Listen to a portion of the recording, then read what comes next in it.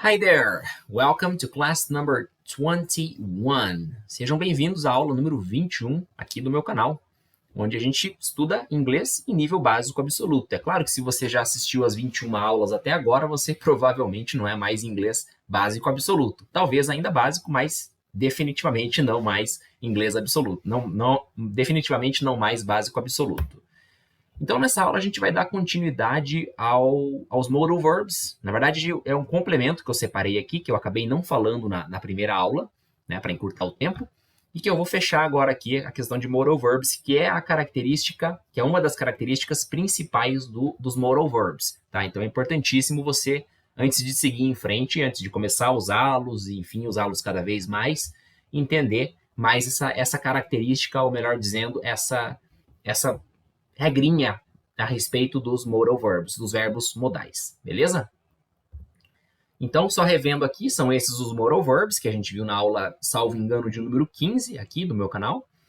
E o ponto é o seguinte, então, past tense and future, né? Passado e futuro, past and future. Como é que a gente utiliza esses dois, passado, no caso, o passado e o futuro, para os modal verbs, para os verbos modais? Bom, então aqui a gente tem os verbos modal verbs e vale lembrar que alguns deles já embutem em si, de certa forma, característica de passado ou futuro. Como, por exemplo, o could, na categoria, entre aspas, passado, o should, e no caso de futuro, a gente teria aqui, aliás, o próprio would no sentido de passado, né? E no futuro a gente tem o will e o shall que formam o futuro. A gente vai ver isso em mais detalhes na próxima aula. Mas basicamente, eles em si, a gente não viu a questão da forma passada e futuro desses verbos, tá? Apesar de alguns deles terem essa característica, entre aspas, embutida em si, a gente acabou não vendo ainda. Então vamos ver. Pergunta que não quer calar.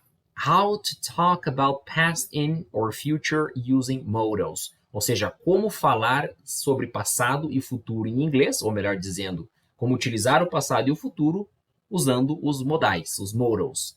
E a resposta é muito simples, ok? We don't, ou seja, nós não falamos de passado e futuro em modal verbs. Ou seja, trocando em miúdos, modal verbs não têm forma passada ou futura. Eles são o que são, para tentar explicar de uma forma bem objetiva. Eles são o que são, tá? Como eu acabei de falar, alguns têm característica de passado, alguns têm característica de futuro, e é isso aí, não tem como mudar. Eles não vão ter a forma passada e futuro dos demais verbos. E aqui eu nem vou falar os verbos normais, como eu costumo falar, né? Essa definição que eu dou para os verbos que não são modais e que não são o verbo to be, porque o próprio verbo to be tem passado, tem sua forma passada, né, sua forma presente, sua forma futura, como a gente já viu boa parte. Então, né, na tabelinha acima, a gente tem 3 exemplos aqui. Um com o verbo like, um com o verbo see, um com o verbo be. Cada um com sua forma respectiva de passado e futuro, tá?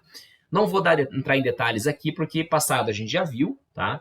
Salvo mais alguma revisão lá na frente, enfim. Mas passado a gente já viu, eu creio que já está bem explicado. E futuro a gente vai ver na próxima aula ou em uma das próximas aulas, está chegando aí, tá? Então, é isso. Então, notem aqui que os verbos modais aqui, eu trouxe apenas 3 exemplos, mas poderia trazer todos aqui, que o resultado seria o mesmo, que a gente não tem, né, passado, presente e futuro. A gente tem o que tem, né? No caso would, que eu classifiquei aqui como uma forma passada, isso nem é correto, na verdade, né, gramaticalmente falando, né? Professores de inglês aí, colegas meus, não me matem, eu estou só fazendo um ponto aqui, né? Mas daria para dizer que ele, de certa forma, ele vai puxar para o passado, isso que eu quero dizer, né? Como característica de passado, né? Mas aqui o can e o may, que são o que são, não tem forma passada nem futuro. O próprio would, que se a gente for encarar como passado, ele não tem presente, não tem forma presente e não vai ter forma futura. Beleza? Então a pergunta talvez que ainda não quer calar é como contornar isso, ou seja, a gente sabe que, né, esses verbos são verbos importantes, né? Poder, dever, enfim. E a gente, em português, tem a devida conjugação para esses 3, para todos esses verbos, ou pelo menos para a vasta maioria deles. Verdade. Então, como é que a gente faz para contornar isso? Boa notícia. Existe sim uma possibilidade de contornar esses verbos. Então, vamos focar nas funções desses verbos, o que eles representam né, cada um, né, em seu devido círculo aí, né, literalmente, né, usando o exemplo que está na tela aqui. Então, a gente tem habilidade, possibilidade, obrigação, permissão e conselho, tá? Com exceção do conselho, que inclusive é um círculo, não foi acidental esse afastamento do círculo conselho, porque ele realmente ele é muito bizarro, entre aspas, comparado com os demais. Ele é a ovelha negra da família, digamos assim, né? É, então, assim, mas para os verbos modais que a gente tem aqui nos demais círculos, todos a gente pode contornar de uma forma ou de outra a questão de passado ou futuro. O que não significa dizer que eles têm uma forma passada e futura. Não, não é isso. Mas que quando a gente quer exprimir, e aqui é importante, aqui acho que é a chave dessa aula, quando a gente quer exprimir o conceito de uma habilidade, a gente vai ter uma forma de contornar. No quesito possibilidade, a gente vai ter outra. Então, por exemplo, aqui no círculo da possibilidade, né, a gente tem, digamos aqui, todos esses modal verbs aqui, né, que falam de possibilidade. Não significa dizer que a gente vai ter uma forma para cada um deles, não. Aqui eu vou apresentar apenas uma forma de contornar isso e que vale para, digamos, substituir todos esses verbos, porque a má notícia é que, de fato, eles não têm forma passada e não têm forma futura. Não estou fazendo joguinho aqui, não é charminho de professor para depois lá na frente falar que tem. Não, não tem. Então isso já é um fato, beleza? Então vamos para a questão, digamos, para a característica 1, o círculo da habilidade. Quando eu falo de habilidade, para falar de passado, presente e futuro, e aqui, antes de mais nada, eu faço um disclaimer, eu não estou colocando isso aqui como a única e absoluta forma de falar de habilidade no passado, presente e futuro. Não, existem outras, mas eu estou apenas dando um exemplo para você conseguir contornar quando você precisar falar alguma coisa relacionada à habilidade. Eu penso aqui no verbo conseguir português, que é o que vai vir na nossa cabeça inicialmente, né? Como é que eu, por exemplo, né, o aluno me pergunta, teacher, como é que eu falo eu consegui, eu conseguia ou eu conseguirei? Então é nisso que eu estou focando aqui quando eu falo de habilidade, né? Estou pensando como verbo conseguir. E eu trago, né, a primeira coisa que me vem na cabeça, pelo menos, como professor e falante do inglês, é be able to, que é literalmente ser ou estar apto a, né? Então quando eu digo I am able to do it, literalmente eu estou dizendo eu consigo, ou melhor dizendo, eu literalmente estou dizendo eu estou apto a fazer isso. Eu consigo fazer isso. No passado, I was able to do it. Eu estava apto, enfim, né? Eu era capaz, enfim, né? Mas a tradução vai ficar eu conseguia fazer isso. I will be able to do it, né? Futuro. Eu serei capaz de ou eu conseguirei fazer isso. Beleza? Questão possibilidade. Não me vem nada na cabeça a não ser to be possible, né? Então, claro, né?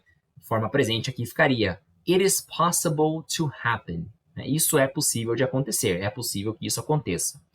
Passado, it was possible to happen. Aqui faltou o T, tá? Ignorem esse misspelling, por favor. It was possible to happen. It will be possible to happen. Né? Isso era possível de acontecer, isso podia acontecer, ou, né, isso será possível de acontecer. A tradução melhor seria isso poderá acontecer.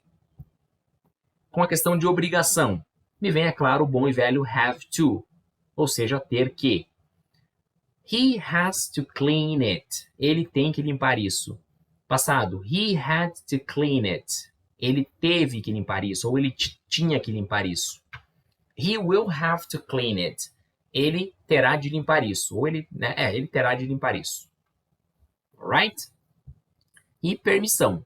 Permissão me vem o verbo allow, né, que é o verbo permitir. Allow quer dizer permitir. Então, to be allowed to.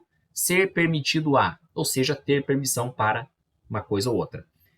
We are allowed to. Nós somos permitidos a. Né? We were allowed to. Nós éramos ou nós fomos permitidos a.